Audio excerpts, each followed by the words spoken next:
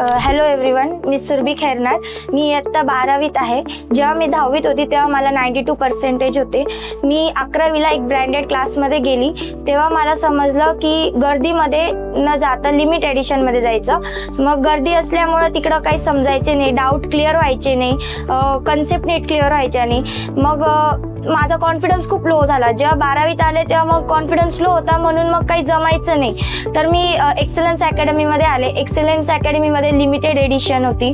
Doubt clear नीट व्हायचे, concept नीट clear करून घ्यायचे. सर्व नीट मॉड्यूल त्यांचे नीट आहे की आपल्याला सॉल्व्ह करता येईल. ब्रँडेड क्लासमध्ये 12वीवर जास्त फोकस, म्हणजे बोर्डवर जास्त फोकस न करता JEE नीट याच्यावर जास्त फोकस करतात. पण एक्सलन्स अकॅडमीमध्ये बोर्ड्स प्लस MCQ दोन्हींवर भर करून घेता, नीट समजून सांगता. मी जशी चूक केली तशी तुम्ही करू नका. ब्रँडेड क्लासच्या गर्दीमध्ये ॲडमिशन न घेता लिमिटेड बॅचेसच्या क्लासेसमध्ये ॲडमिशन करा, जेणेकरून तुमचे कन्सेप्ट्स अँड डाऊट क्लिअर होतील.